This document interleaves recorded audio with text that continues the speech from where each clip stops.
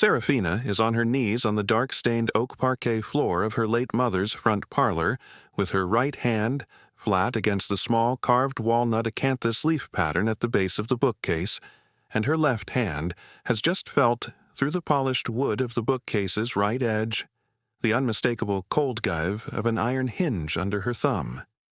She presses harder. The hinge is real. There is a piano hinge running the entire 8-foot height of the bookcase, set 6 inches in from the right edge, hidden behind the dark walnut molding. She has been a homeowner for 11 hours. Her daughter Lisa is sitting on the small dark green velvet 2-seater sofa across the parlor in her cream hand-knit cardigan and her burgundy pom-pom beanie, the soft forest green knit jumper with the small embroidered white daisy pulled neatly down over her ankle-length charcoal corduroy trousers, watching her mother with the steady, patient curiosity of a 6-year-old who has been told there is something to find in this house. "Mama, what are you doing to Nonna's books?" "I am looking for a hinge, my piccola. Stay on the sofa. Be very still." "A hinge for what?" "For the bookcase, my piccola. Hold the lamp. Be still." Lisa lifts the small green-shaded brass banker's reading lamp Seraphina has set on the small, painted walnut tea table beside the sofa. She holds it up with both small mittened hands. The April afternoon light coming through the front bay window of the small 1908 Queen Anne is the pale lilac kind that Rhode Island gets just after the last frost on Federal Hill. The light her mother Carmela had loved more than any other light in any other season.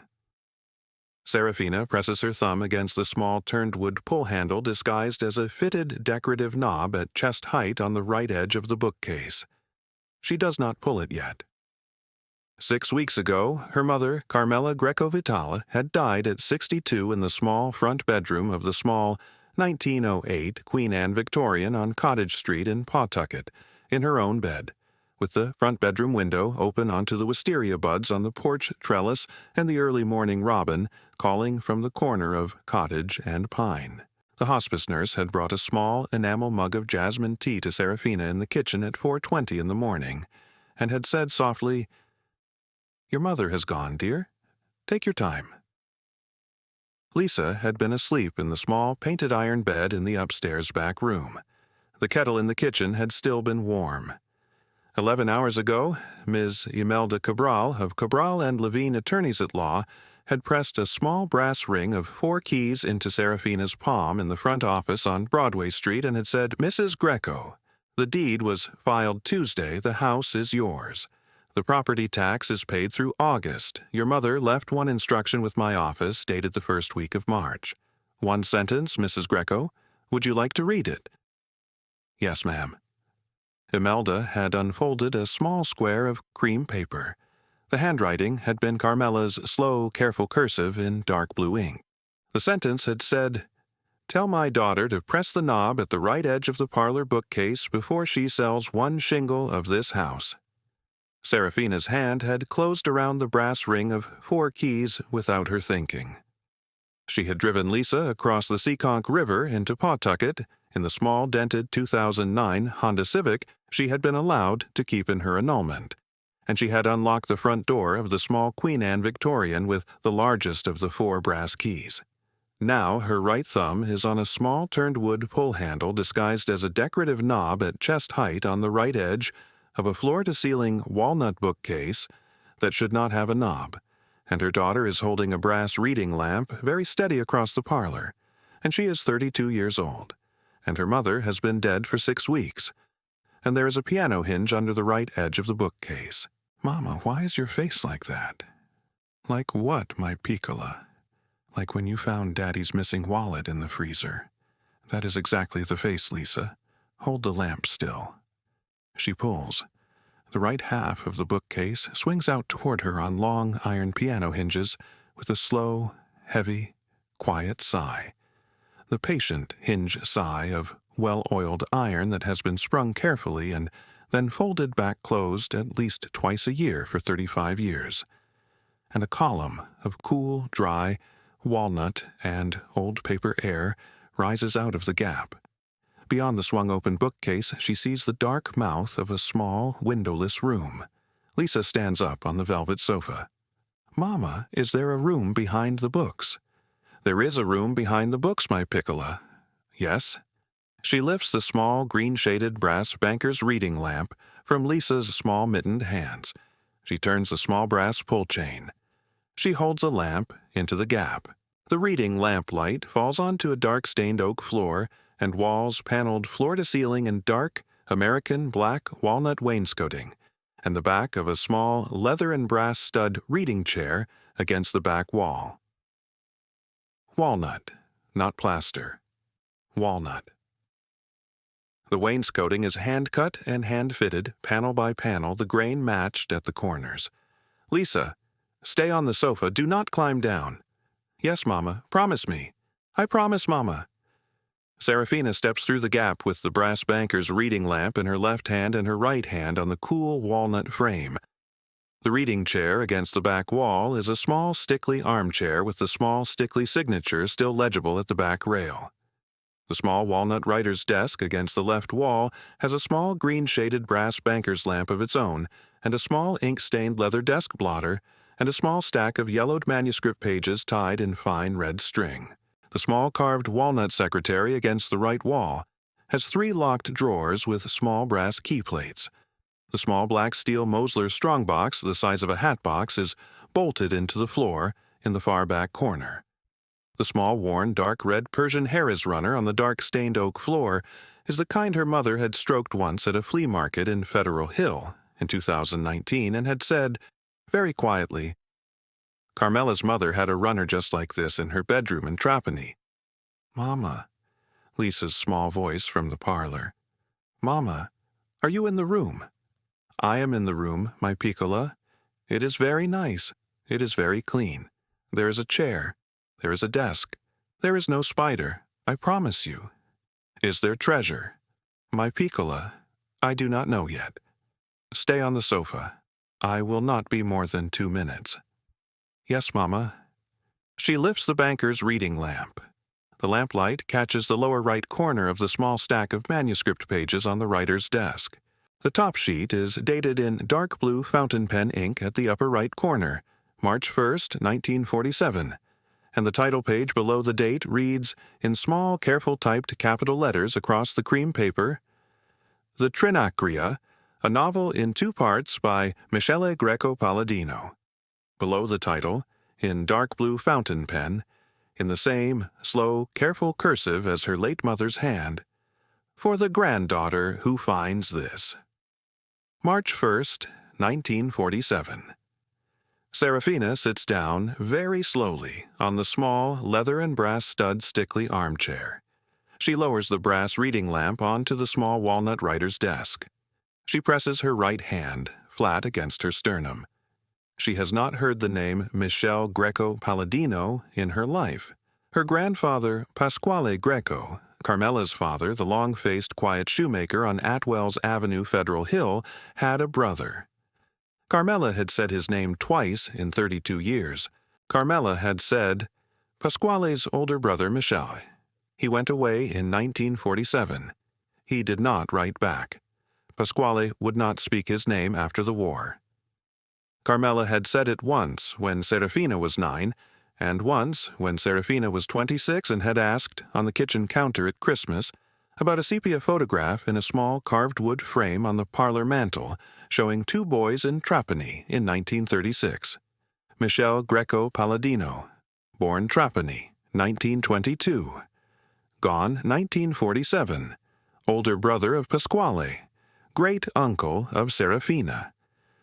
Author, by the dated title page on the desk inside this hidden study, of a 1947 novel in 2 parts called The Trinacria. If you have ever lifted a knob on a piece of furniture in a house you have just inherited and stepped through into a small windowless study you did not know existed, subscribe to Mothers Who Inherit. For stories of mothers who quietly built the door, polished the hinge, and left the knob exactly where their daughters would press it. Serafina stands up from the stickly armchair. She picks up the small banker's reading lamp by its brass column. She steps back out through the gap in the bookcase into the parlor.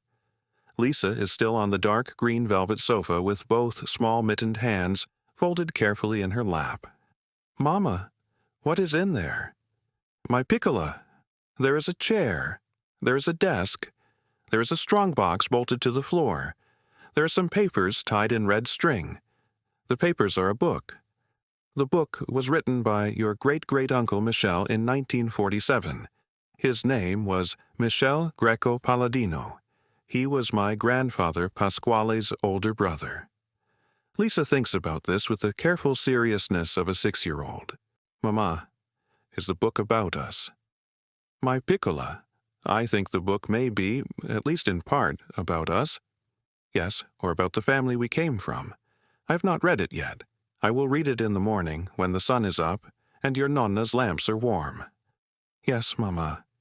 Serafina sits on the velvet sofa beside her daughter. She lifts Lisa carefully onto her lap. She presses her chin very gently against the soft, burgundy pom-pom of the beanie. "Lisa?"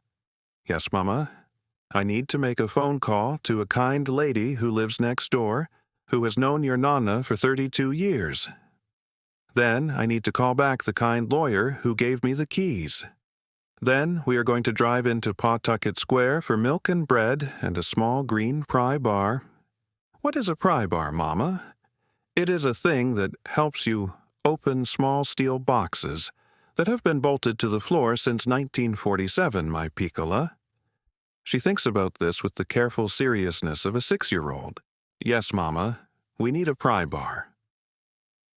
She walks across the dark-stained narrow oak parquet floor to the small black corded telephone on the small walnut hall table in the front hall. She picks up the receiver. She dials the number Imelda Cabral had written on the back of the deed envelope. Mrs. Bridget O'Halloran, the 74-year-old Irish-American widow next door in the soft pale yellow Queen Anne at the corner of Cottage and Pine, who had been Carmela's nearest neighbor and closest friend for 32 years, and who had baked Carmela's funeral soda bread 6 weeks earlier. The phone is answered on the second ring. "O'Halloran residence. Bridget speaking." "Mrs. O'Halloran, this is Serafina Greco, Carmela's daughter." "Sarah, dear heart, are you at the house?" "I am, ma'am. I am with Lisa. We drove over from Federal Hill this morning. Miss Cabral gave me the keys at 10. "Yes, dear? Imelda told me you were coming today. How is the wee one?" "She is well, ma'am. She has been sitting on Nonna's velvet sofa for an hour." "And how are you, Sarah?" "Mrs. O'Halloran, there is a room behind the parlor bookcase." A long, quiet beat at the other end of the line. Then a slow, careful in-breath. "Oh, dear heart. Mrs. O'Halloran, did you know?" Bridget speaks slowly then. She tells Serafina that she had known of the room since October 15, 2017, the night after her late Patrick had passed. Carmela had sat with her at the kitchen table and had said, very quietly, that there was a room behind the parlor bookcase, that Michel Greco Palladino had put it there in 1947, and that she had kept the hinge oiled since 1989. Carmela had asked Bridget never to mention it to a living soul, as long as she was breathing. Bridget had made her a cup of strong Irish tea. Carmela had not said another word about it. She had closed the kitchen table conversation with one nod. "Mrs. O'Halloran." "Yes, dear?" "What is in there?" A second, long, quiet beat. Bridget says she does not know what is in the room. She knows there is a manuscript because Carmela had once said the word manuscript very quietly at the kitchen table on a different night. She knows there is a small steel strongbox because Serafina's late father, Tommaso, had told her in 2019 that it had been bolted into the joist by Michel in 1947, the night before he left for the boat. And she knows there is a chair because Carmela had sat in it twice a year, on Michel's birthday in May and on the anniversary of his crossing in November. "Mrs. O'Halloran." "Yes, dear." "Will you come up the front walk and sit with me while I open the strongbox? I will feel more steady with you on the velvet wingback chair beside the fireplace." "Sarah, I am putting my pale heather blue wool cardigan on now. I will bring a small green pry bar. Patrick had 3 in the garden shed. I will bring a small tin of soda bread biscuits for the wee one. Give me 11 minutes, dear heart. Yes, ma'am. Please come. Serafina puts the receiver gently back on the cradle. Her hand is shaking. Lisa walks over from the velvet sofa with the careful, steady step of a 6-year-old who has been told to walk like a small swan. She puts her small mittened hand on the back of her mother's wrist. Mama, are you crying? A little, my Piccola. Why? Because a kind lady from next door is coming up the front walk in 11 minutes with a small green pry bar and a tin of soda bread biscuits. Lisa nods. She walks back to the velvet sofa. She climbs up. She tucks her small mittened hands neatly in her lap. The front parlor smells of warm, beeswax polished walnut, of the brass banker's lamp on the writer's desk in the hidden room, of dust of paper kept dry for 79 years, of the pale violet wisteria buds Serafina cut from the porch trellis at 9 this morning. A robin calls once at the corner of cottage and pine, then twice, then once again. Her mother's robin. If you have ever been told a great-great-uncle was a man who went away in 1947 and did not write back, and then found his manuscript on the writer's desk of a small, walnut-paneled study behind your mother's parlor bookcase, subscribe to Mothers Who Inherit. A small, dented black SUV pulls up at the curb in front of the house. The SUV is not Mrs. O'Halloran's. Mrs. O'Halloran does not drive. She walks the 11 yards from her front gate to Serafina's front gate. This SUV is a 2021 black Cadillac Escalade with Rhode Island Providence County plates that Serafina knows by heart. Cousin Salvatore Greco, 49 years old. Produce wholesaler on Harris Avenue in Olneyville. Pasquale Greco's brother's grandson. The cousin who had stood at the open graveside 6 weeks ago at St. Anne's Cemetery on Sales Avenue with a small black leather portfolio under his left arm, taking inventory in his head of every cousin who had come and every cousin who had not. The Escalade stops at the curb. The driver's door opens. Cousin Sal steps out in his heavy, dark charcoal quilted utility vest over his soft mid-blue Oxford shirt buttoned to the throat, his ankle-length dark olive cargo trousers, his scuffed dark brown lace-up boots, his small rectangular steel-rimmed glasses, the small gold Sons of Italy lapel pin on his vest catching the pale lilac April light. He stands at the cast-iron gate for one long beat, looking up at the small lilac Queen Anne. Then he walks up the cream-painted porch steps. Serafina opens the front door before he can lift the small brass knocker. Cousin Sal, Sirrah, what brings you across the river to Pawtucket? I drove across to help you walk through the property, as family, as Pasquale's grandson. I should have driven you across myself this morning, Sarah. I am sorry for the lateness. Imelda Cabral drove me across at 10, Cousin Sal. I have the keys. Yes, Sarah, I know. Imelda was very efficient, but there are family-level matters to discuss about the disposition of this property. May I come in? Of course, Cousin Sal. Lisa is in the parlor with a banker's lamp. Cousin Sal steps in with the slow, heavy step of a man who has practiced a sentence the whole drive across the Seekonk. Serafina closes the door. Cousin Sal, espresso. Yes, Sarah, black. She pours a small, white porcelain demi-tasse of black espresso from the small stovetop mocha pot on the cast-iron range in the small kitchen at the back of the front hall. She sets it on the small walnut hall table. She does not sit. Cousin Sal sits on the small, painted walnut wingback chair by the front bay window. Lisa watches him with the steady, wide, quiet eyes of a 6-year-old who has met this man at one Easter and one funeral. Cousin Sal takes a slow sip. He tells her this is a family house. The down payment, he says, had been put up in part, 8,000 of the 38, by their great-grandfather Vincenzo Greco Palladino, on a family loan never repaid. The senior cousins had met last Sunday at Andino's on Atwell's. He feels the disposition of this property is a matter for the senior cousins of the Greco Palladino line, and not for a single 32-year-old mother. He would like Serafina to consider signing the property over to the Family Cousin Trust on Federal Hill. They will give her and Lisa a fair share when the sale settles. The paperwork is in the truck. Seraphina's hand is very steady on the back of the dark green velvet wingback chair.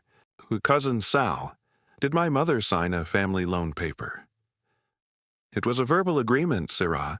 The Greco-Palladino line is a verbal family. Did my father sign one? Did my grandfather Pasquale sign one? In any language, on any piece of paper, did anyone ever write down that $8,000? A long beat. Sirrah, it is the way of the line. It is the way of the line that my mother left me one written instruction with Miss Imelda Cabral of Cabral and Levine Attorneys at Law, dated the first week of March. The instruction is one sentence. The sentence does not mention you, or the Cousin Trust, or Andino's, or Federal Hill. It mentions a knob on the parlor bookcase. Cousin Sal's eyes go very still behind the steel rims. What knob, Sirrah? The small turned-wood pull-handle on the right edge of the bookcase, Cousin Sal. The one Michelle put there in 1947. He sets the demitasse down very carefully on the small, painted walnut saucer. Whatever Carmela had kept behind that bookcase, he says, is a Greco-Palladino line matter. Their great-grandfather, Vincenzo, and their great-great-uncle, Michel, had built that house in 1908 with their own 4 hands. She will not, Sarah, press that knob without a senior cousin witness. Cousin Sal. Yes, Sirrah.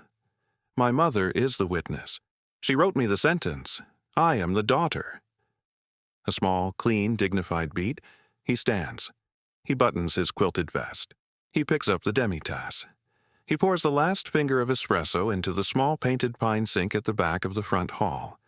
He sets the demitasse upside down on the folded paper towel beside the sink in a gesture so familiar, the same gesture her mother had made for 40 years, that Seraphina's eyes sting. Sirrah, I will come back tomorrow morning at 9, with 2 senior cousins, with the Andino's paperwork. We will press that knob together as a family, or we will press it not at all. Do you understand? I understand, Cousin Sal. I do not agree, but I understand. You will wait for the senior cousins, Sarah. I will think about what you have said, Cousin Sal. Sarah? Yes. Do not press that knob tonight. Do not step through that bookcase. Do not touch the strongbox. There are family line rules. Your mother knew them.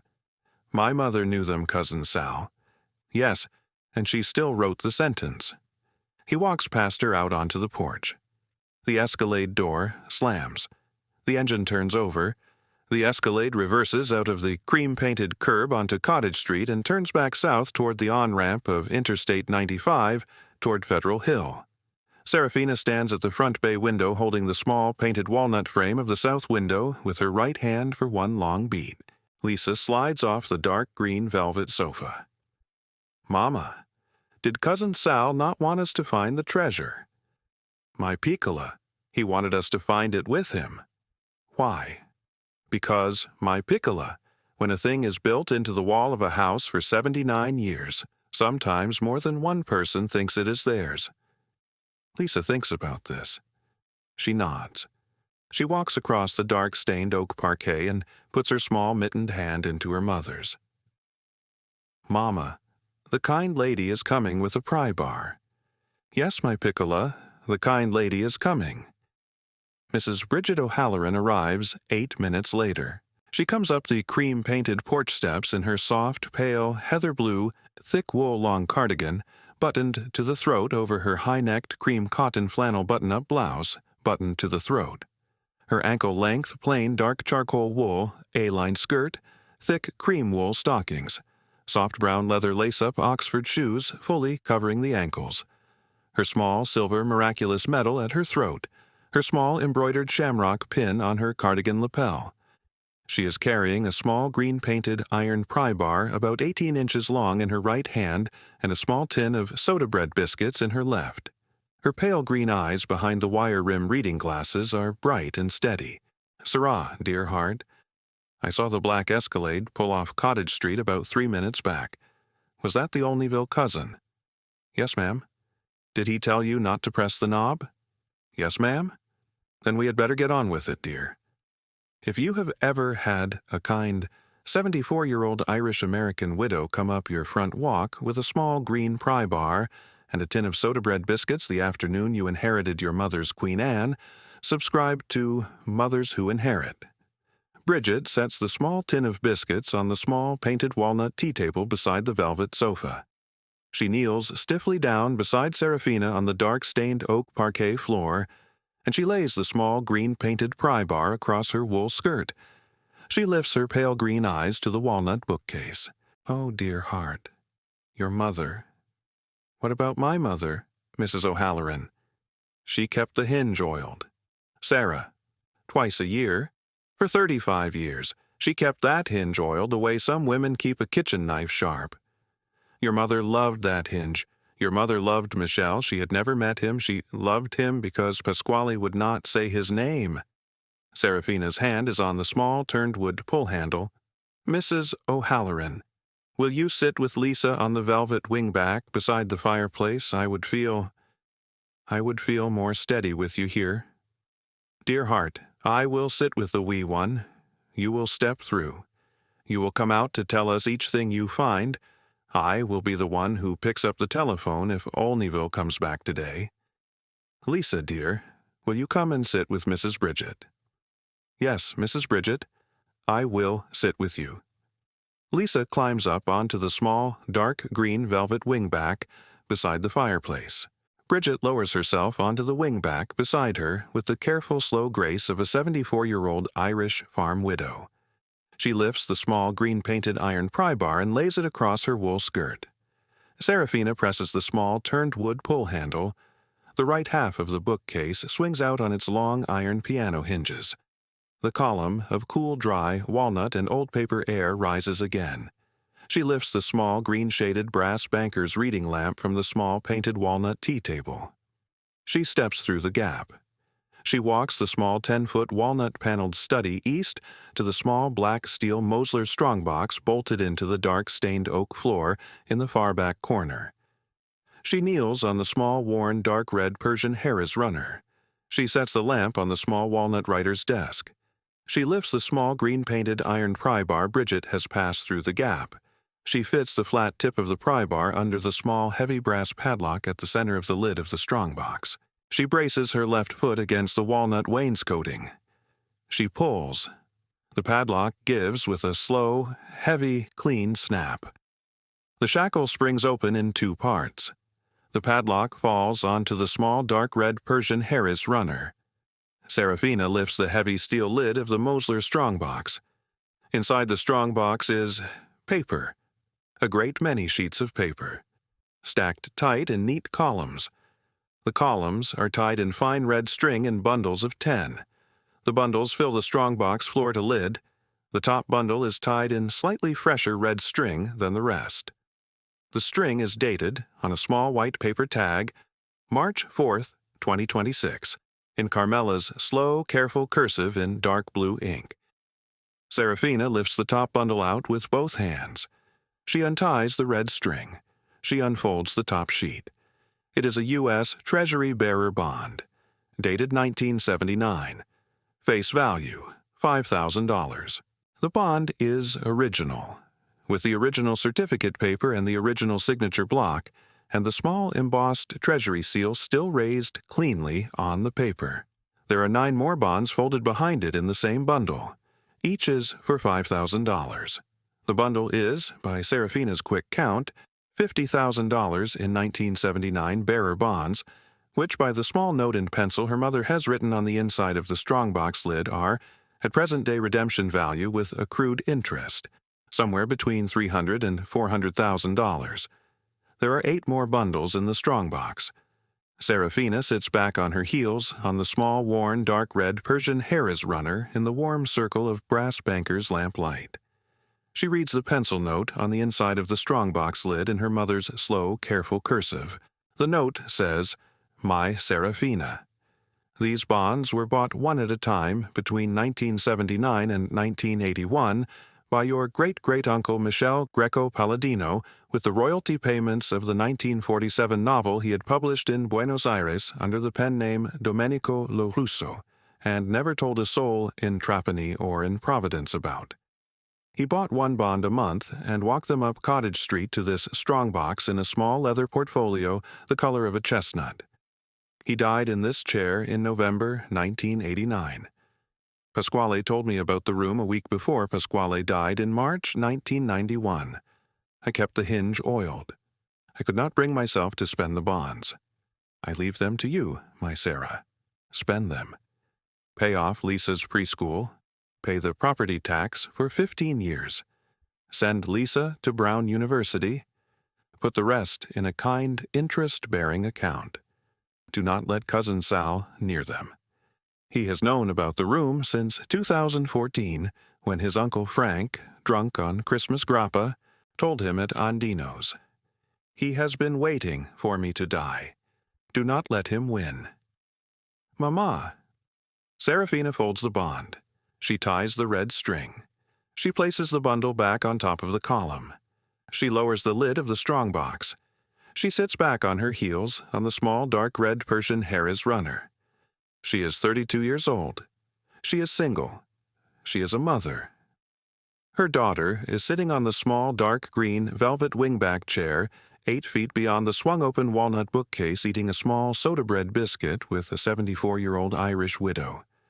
Her mother's voice, in her head, is saying the words, "Do not let him win." Mrs. O'Halloran? Yes, dear? My mother has left me, by my count of the strongbox alone, somewhere between $300,000 and $400,000 in 1979 bearer bonds. There is a manuscript on the writer's desk. There are 3 locked drawers in the small carved walnut secretary. A long, quiet beat.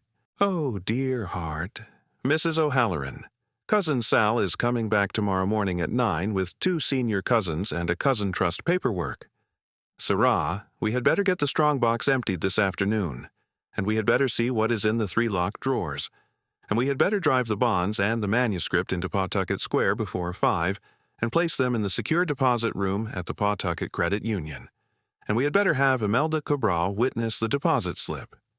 I will sit in the back seat of your Honda Civic. Lisa will sit in the front passenger seat with her small mittened seatbelt on. We will go in your car. Mrs. O'Halloran? Yes, dear. You have done this before. Mrs. O'Halloran's pale green eyes are very kind and very dry. She tells Serafina that in 1971 her late Patrick's father had carried a small leather satchel of Irish Republic gold sovereigns from a milk churn in the back of his County Cork pub to the Pawtucket Credit Union in the back seat of his 1965 Ford Galaxy. Imelda Cabral's mother had signed the deposit slip. Imelda had been 1 year old at the time. Imelda's mother had told her about it on her 16th birthday. Yes, dear heart, Bridget says again. She has done this before. Serafina steps through the swung-open bookcase. She helps Bridget lift Lisa gently down off the velvet wingback. She steps back through with the small green-painted iron pry bar in her right hand and the small green-shaded brass banker's reading lamp in her left. She walks the small 10-foot walnut-paneled study to the small carved walnut secretary against the right wall. She kneels on the small dark red Persian Harris runner. She fits the flat tip of the pry bar under the small brass key plate of the top drawer. She pulls. The top drawer gives with a slow, heavy, clean snap. Inside the top drawer is a small leather-bound writing diary, the leather a soft-worn chestnut brown. The pages, cream paper with red line ruling, written front to back in dark blue fountain pen in the same slow, careful cursive as the title page of the manuscript on the desk. The diary is dated. On the inside front cover, Michel Greco-Palladino, Pawtucket, Rhode Island, June 1947 to November 1989. 42 years of one-line-a-day entries. The first entry, June 14, 1947, reads in Italian. Arrivato. Casa. La trincea è chiusa. La penna è aperta. Arrived. Home. The trench is closed. The pen is open. The last entry, November 11th, 1989, reads in Italian. Il bambino di Pasquale ha avuto una bambina. Carmela Greco Vitale. La penna è ancora aperta. La libreria gira piano.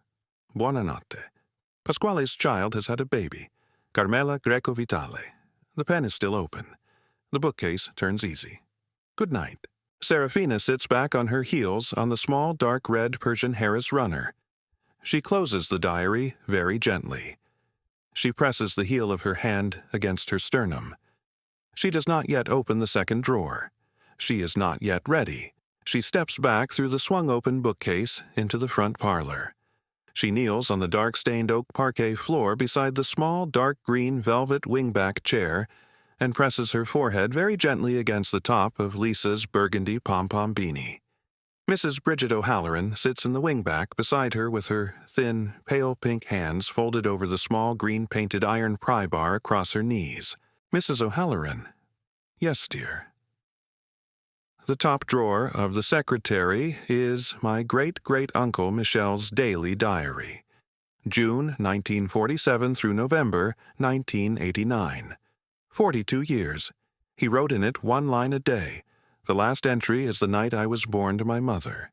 He wrote, Pasquale's child has had a baby. Carmela Greco Vitale. The pen is still open. The bookcase turns easy. Good night.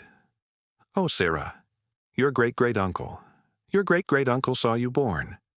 Yes, ma'am. He saw me born.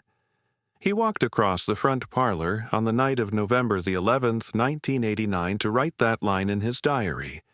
And then he sat in the small stickly armchair behind the bookcase, and he closed his eyes and he did not wake up. Carmela told my father Tommaso in 2007. Tommaso told Bridget in 2019. Michel died on the night I was born. Sarah, oh Sarah. Mrs. O'Halloran, will you open the second drawer with me? Please. I think I will open the second with Lisa on my hip. She should see the second with me. Yes, dear. Yes. Serafina stands. She lifts Lisa up onto her left hip. She steps back through the swung-open bookcase with her daughter in her left arm and the small green-shaded brass banker's reading lamp in her right. The banker's lamplight catches the small carved walnut secretary against the right wall. Lisa's small mittened hand is curled in the collar of her cardigan. She is very still and very steady. Mama. The walls are pretty. Yes, my piccola. A man named Michel cut each panel by hand in the summer of 1947. He matched the grain at every corner. He worked alone at night under one Coleman lamp. Yes, Mama. She kneels on the small dark red Persian Harris runner. She sets Lisa carefully on her right thigh. She fits the pry bar under the small brass key plate of the second drawer. She braces her left foot against the walnut wainscoting. She pulls. The second drawer gives. She lifts the drawer slide. Inside the second drawer are photographs. Thousands of small black and white photographs, tied in red string in bundles of 50. Each bundle dated in fine, careful Italian script in Michel's hand. The bundles fill the drawer floor to lid. There is a small leather-bound album resting on top of the columns, tied with the same fresher red string as the top bond bundle in the strongbox. The dated tag on the album reads, March 4th, 2026, in Carmela's hand, not Michel's. Her mother had retied that album with fresh red string on the same first week of March that she had dated the sentence with Imelda Cabral. Serafina unties the album. The first page is a small black and white photograph of two Sicilian boys standing in a row on the cobbled square of Trapani, Sicily, in 1936. They are 12 and 10 years old. They are wearing thin, gray-patched cotton shirts. Their hair is short. They are barefoot. Their dark hazel almond eyes are very steady. They are smiling, small, careful Sicilian smiles. The taller boy at the right has the small dark beauty mark just above the left corner of his upper lip that Serafina has carried on her own face for 32 years. Under the photograph, in slow, careful Italian cursive, Mio fratello Pasquale, mio Michele, Trapani, spring 1936. The second page is a photograph of the same two brothers 6 months later. The fourth page is a photograph of the two brothers in 1939. By the 11th page, only Michelle is in the frame. Trapani, 1945, Naples, 1946, the dock of Buenos Aires, 1947, the cobbled platform of Providence Union Station in June, 1947, the cream-painted porch of the small lilac Queen Anne on Cottage Street, Pawtucket in November 1989. By the 34th page, the album is photographs Michelle had taken later. In 1947, in 1962, in 1978, in 1989, of Pasquale's child, Carmela Greco-Vitale, from the cream-painted porch across Cottage Street, photographed at the cast-iron gate when she was 3, 8, 15, 22, 36. Michelle had watched his brother's child grow up from the porch of his own house from across the street for 42 years. The last page is a photograph dated November 11, 1989. The photograph is of a small carved walnut hand mirror set on the small walnut writer's desk in the hidden study, reflecting Michelle's own face. 87 years old, with the same dark hazel almond eyes, the same small dark beauty mark just above the left corner of his upper lip, the same long-faced, quiet Greco-Palladino look, and behind his reflection, faintly, the corner of the small painted glass jar of pale violet wisteria buds on the small walnut writer's desk. Serafina closes the album. She sets it back into the drawer. She lifts Lisa up onto her left hip. Lisa's small mittened hand reaches toward the album. Mama. Yes, my piccola. Is that man my Zio? Yes, my piccola. That man was your great-great Zio Michel. He sat in this chair from 1947 until 1989. He watched our Nonna Carmela grow up from across Cottage Street for 42 years. Did he know me? My piccola. He did not know you. He died 43 years before you were born. But he knew there would be a girl on this side of the bookcase someday. He cut the walnut panels for you. He bolted the strongbox to the floor for you. He saved every bond for you. He turned the bookcase on the hinges so that your Nonna's daughter, me, would press the knob. He wrote one diary line a day for 42 years so that you would have his handwriting. She thinks about this with the careful seriousness of a 6-year-old.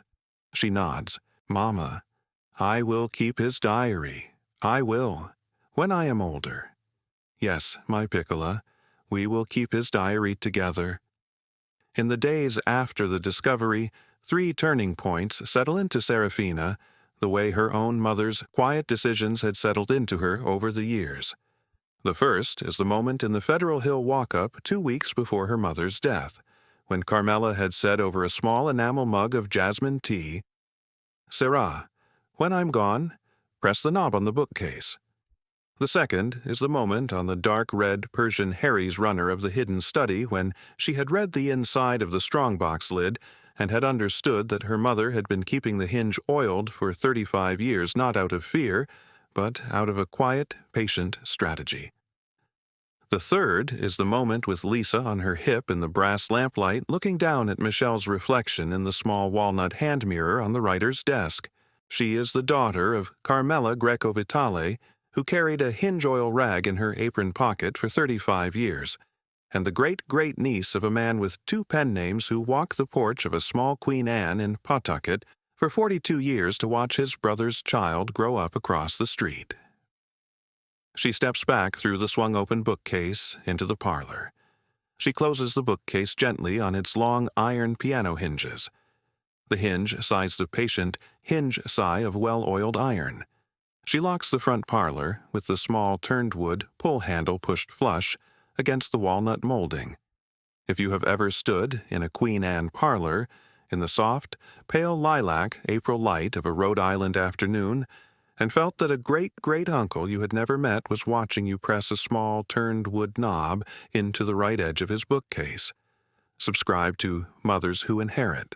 At 3:45, Serafina drives the 2009 Honda Civic into Pawtucket Square with Bridget in the back seat and Lisa belted into the front, the manuscript in a canvas tote bag at Bridget's feet, and 9 bundles of 1979 bearer bonds in a dark green duffel under an Oran knit wool blanket between Bridget's ankles. Imelda Cabral meets them at the back loading bay of the Pawtucket Credit Union on Broadway Street. The strongbox contents go into the bank's largest cold-secured deposit vault. Imelda signs the slip as witness. Bridget signs as witness. Serafina signs as account holder. Lisa writes her own name, Lisa, in slow, careful crayon block letters on the back of Imelda's witness copy. Imelda speaks then at the back loading bay of the credit union. She tells Serafina that her great-great-uncle Michel had walked into her late mother's office in June 1947 with a small dark blue silk-wrapped bundle in his arms, that he had asked, in slow, careful Italian-Argentine Spanish, that the date be remembered, and that her mother had written it on a small green card now in Imelda's file.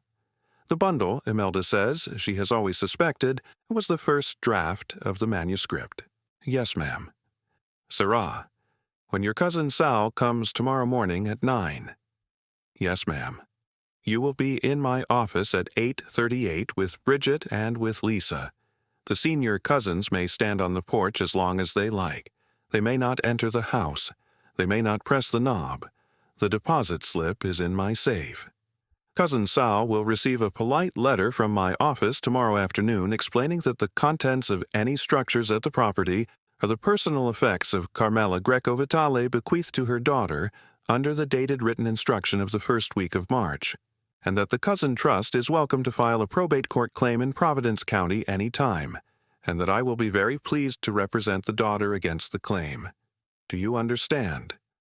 I understand, ma'am. Sarah. Yes, ma'am. Your mother chose you well, both as a daughter and as the one to press the knob. If you have ever had a kind, small-town Pawtucket probate lawyer in Pawtucket, Rhode Island, look you in the eye on a back loading bay and tell you that your mother chose you well, subscribe to Mothers Who Inherit for stories of mothers who kept the hinge oiled 35 years for the right reason. That night, Serafina puts Lisa to bed in the upstairs back room. She reads her the claypot olive tree picture book her mother had given her in 2024, kisses her forehead, turns out the bedside lamp, and walks downstairs through the front hall into the kitchen in the pale, lilac April moonlight. She sits at the small painted pine table by the south-facing window. She pours a small enamel mug of jasmine tea. She presses her right hand against her sternum. The phone on the kitchen wall rings. It is 9 o'clock. The area code is 401. Federal Hill. It is not Cousin Sal's number. It is the Andino's restaurant main line. The line Carmela had not called in 11 years. Serafina picks up. Greco residence. Sarah speaking. Sarah, this is Zio Vincenzo, the oldest senior cousin. I am 83. I am Cousin Sal's late father's older brother. I am calling from the back booth of Andino's on Atwells Avenue. There are 11 senior cousins of the Greco-Palladino line sitting around me in the back room. We have read Imelda Cabral's letter. We have read the clause about Carmela's dated written instruction of the first week of March. We have read the clause about your mother's authority as the sole signatory of the 1991 deed transfer. Sarah. Yes, Zio Vincenzo. Sarah, I telephoned you to say, on behalf of the 11 senior cousins sitting around me, that we honor your mother's instruction. Cousin Sal's proposal was not a senior cousin's proposal. It was his proposal. We are sorry he drove across the Seekonk this morning. We have asked him to step out of the senior cousin role for 1 year as penance. He has agreed. The house is yours. The strong box is yours. The manuscript is yours. The diary is yours. The photographs are yours. We ask only if you will bring Lisa to the Greco-Palladino line Christmas Eve supper at Andino's in December, so that the line may honor you and your mother and your great-great-uncle Michel. And if we may set 1 extra place at the head of the table for Michel. To the agreement, Sarah. Yes, Zio Vincenzo. To the agreement. Sarah? Yes, Zio Vincenzo. Your mother chose well, both as a daughter and as the one to press the knob. Buonanotte, cara mia. Buonanotte, Zio Vincenzo. She puts the receiver back on the cradle. 3 small, careful, kind, unrelated people in 3 different rooms, in 2 days, have spoken the same exact 8 words to her. Her mother had spent 35 years building, out of small kindnesses and small kept secrets, a small, careful, kind chorus of people who would, on the day her daughter at last pressed the knob, speak that one sentence in turn. Serafina sits at the small painted pine table with her enamel mug of jasmine tea. She presses her right hand flat against her sternum. She does not cry. She does not need to.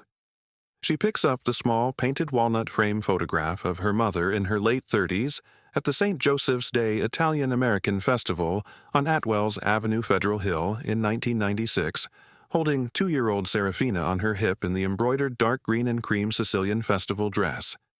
She turns the frame face up on the small painted walnut hall table. She presses her thumb very gently against the painted glass over her mother's painted left cheek. Mama. The small front hall is quiet. Mama. The bookcase is closed. The strongbox is in the credit union. The manuscript is going to Dr. Eunice Whitaker Lynn at the John Hay Library on College Hill.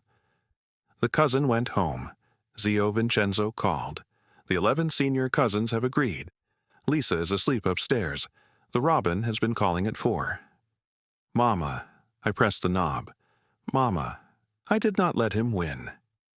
She sets the small painted walnut frame back on the small painted walnut hall table. The following morning at 8:38, Serafina is sitting in the small back conference room of Cabral and Levine Attorneys at Law on Broadway Street, Pawtucket, with Lisa in her lap and Mrs. Bridget O'Halloran in the chair beside her.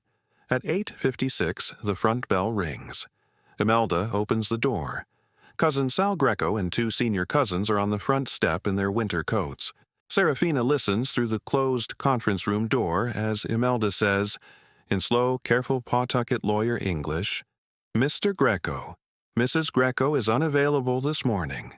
I am representing her in any matter concerning the disposition of the Cottage Street property and the personal effects of Mrs. Carmela Greco Vitale.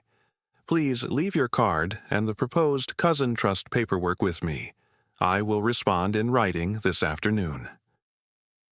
A long beat of silence on the front step. Then, Cousin Sal's voice, low and tight. Where is Sarah? Mrs. Greco is not in the office, Mr. Greco. As her attorney, I am unable to disclose her location. Imelda, we drove across from Federal Hill. 3 senior cousins, with paperwork. I understand, Mr. Greco. Please leave the paperwork. I will read it carefully. I will respond by 4 this afternoon. The bell rings once more as the door closes. The Escalade door slams. The engine turns over. The Escalade reverses out of the parking space onto Broadway Street and turns back south toward Interstate 95. Serafina exhales. Lisa reaches up with her small mittened hand and pats her cheek. Mama, the cousin went home. Yes, my piccola, the cousin went home. Mrs. Bridget. Yes, dear. Was that the way of the family line, Mrs. Bridget? Bridget smiles a small, careful Irish smile. My piccola, that was the way of one small, careful Pawtucket lawyer who has been waiting for 35 years to read your grandmother's note aloud. Imelda opens the conference room door. She drops the proposed cousin trust paperwork onto the small mahogany conference table. Sarah. 8 pages. The proposed disposition is the full proceeds of the sale into the Andino's cousin trust on a 4-week settlement. No provision for the strongbox. No provision for the manuscript. No provision for you or Lisa. 1 clause, 6 gratuity of $30,000. Yes, ma'am. Sarah, the strongbox alone is between $300,000 and $400,000. The manuscript, Sarah, I have telephoned Dr. Eunice Whitaker Lynn at the John Hay this morning. She is coming at 1. The 1947 first draft typescript of a never-published Sicilian-Argentine novel published under the pen name Domenico Lorusso by the small Buenos Aires press Emise in 1948, the typescript of La Trina Cria is between $200,000 and $1 million at Sotheby's. The diary is incalculable, plus the house, debt-free, plus the wisteria. Yes, ma'am. She lays out the 4 filings, an answer to the proposed disposition. A probate court requests that any cousin-line claim must produce a written instrument signed by Carmela or Tommaso. A request that the Michelle Photograph Archive be deeded into a John Hay Library custody arrangement as a permanent loan, lifetime trustee Serafina, and a corrected deed of title for the Cottage Street property in Serafina's sole name. She asks if she may file all 4 this morning. Yes, ma'am, please do. It will take me until noon. Will you wait? Yes, ma'am. Sarah. Yes, ma'am. Will you also, at the lunch hour, drive with me and Bridget up to the John Hay Library on College Hill? I would like Dr. Whittaker Lynn to begin a careful, slow registration of the second drawer photograph archive, and the manuscript, and the diary. The curator is a kind, careful Chinese-American rare books expert. Your mother knew her. She attended Carmela's funeral. They had corresponded by letter twice a year since 2009. Yes, ma'am, I will drive with you. At 1 in the afternoon, Serafina and Bridget and Lisa and Imelda walk into the small front rare books reading room of the John Hay Library on College Hill, Providence. Dr. Eunice Whittaker Lynn, 61 years old, in a soft, camel-brown wool long cardigan buttoned to the throat over a high-necked cream silk blouse buttoned to the throat, ankle-length dark charcoal wool trousers, polished oxblood leather Oxford shoes, her straight black, bobbed hair to the jaw with the soft pewter streak at the right temple. Kind dark brown almond eyes behind plain rimless reading glasses on a thin black silk cord, comes out from the small back stack room, holding a small leather portfolio and a small enamel mug of jasmine tea. Mrs. Greco. Dr. Whittaker Lynn. Mrs. Greco, I corresponded with your mother twice a year for 17 years. I'm very sorry for your loss. Imelda has telephoned me. She says you have something to show me.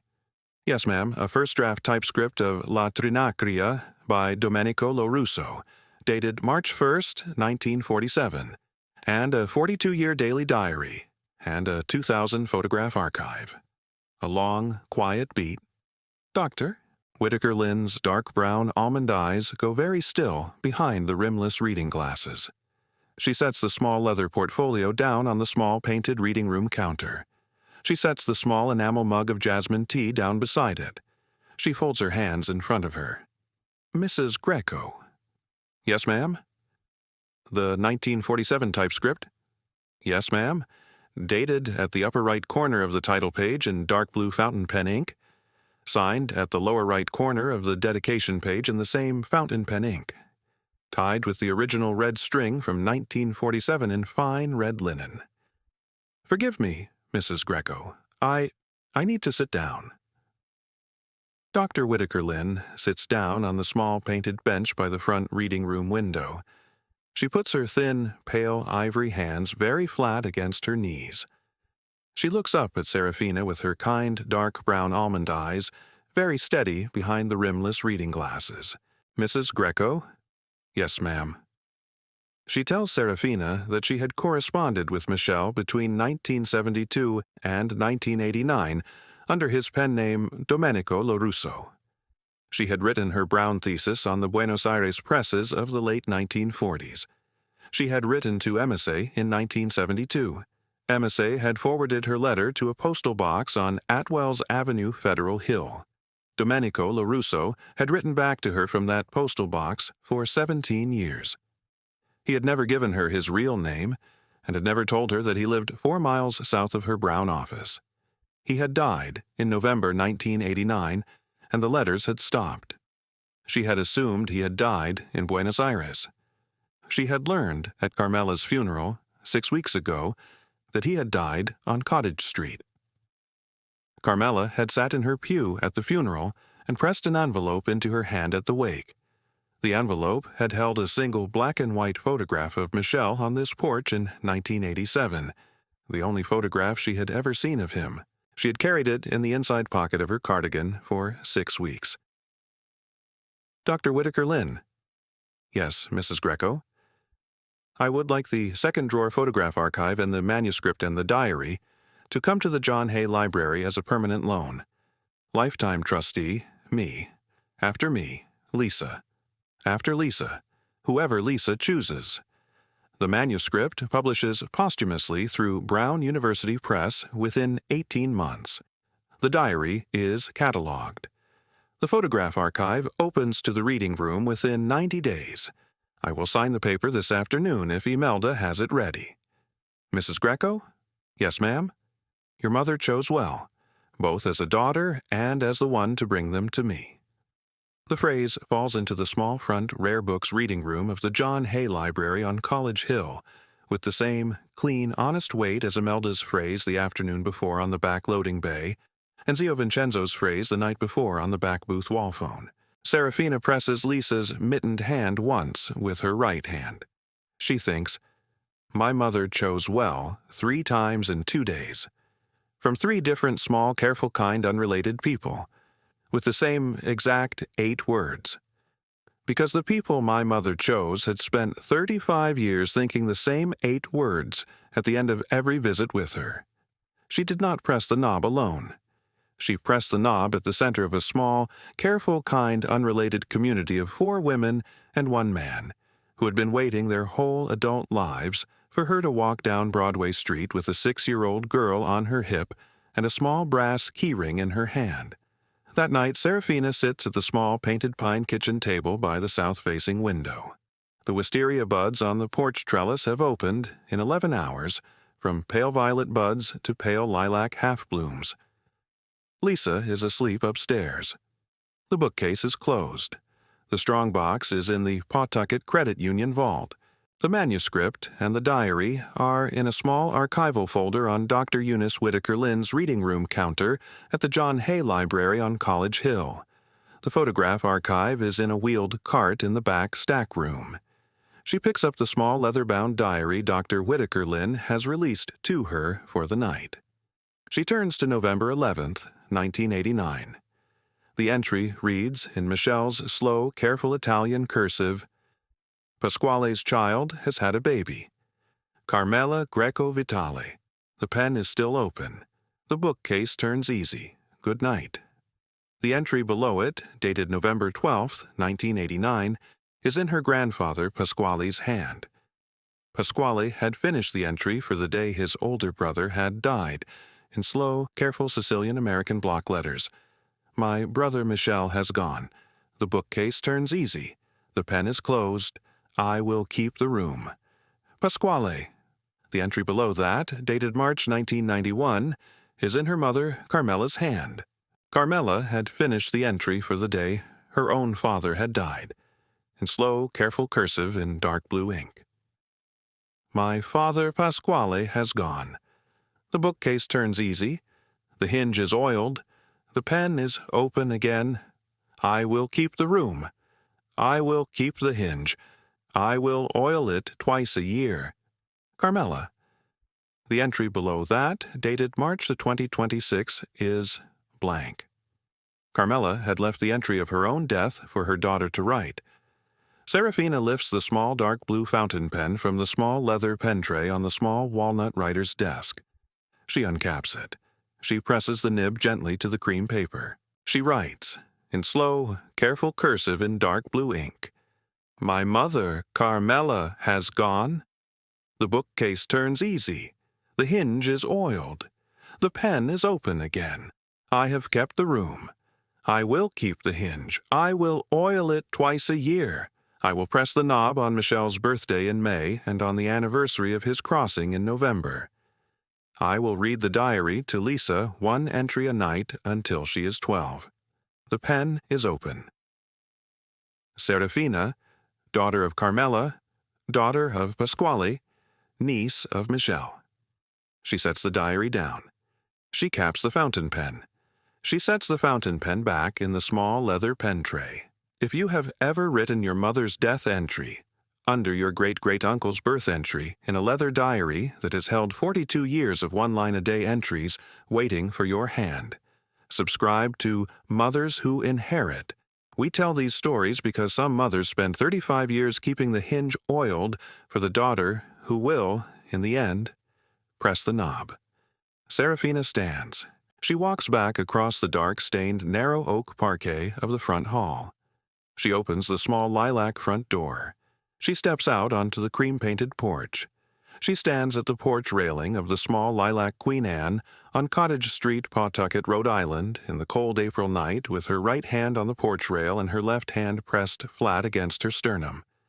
The wisteria buds on the porch trellis are half-bloomed. The moon over the corner of cottage and pine is a thin, clean silver fingernail. The robin is asleep. The bookcase in the front parlor is closed and dry and quiet. The strongbox is in the secure deposit vault of the Pawtucket Credit Union on Broadway Street. The manuscript is in the John Hay Reading Room on College Hill. The diary is on her own kitchen table. The small turned-wood pull handle is flush with the walnut molding. She keeps the smallest of the 4 brass keys in the pocket of her burgundy cardigan. Serafina Greco stands at the porch railing of the small 1908 Queen Anne in the cold April night, and looks south to the corner of cottage and pine where her mother's robin sleeps. The front door is locked. The pull handle is pushed flush against the walnut molding. The hinge is oiled. The bookcase will turn easy in November when she goes back through alone on the anniversary of Michelle's crossing, with Lisa asleep upstairs and the small leather-bound diary in her left hand. The bookcase is closed now. The pen is open. Lisa is asleep. We are home. She keeps the small brass key. She kept the hinge for them her mother had. They are the ones who came through it.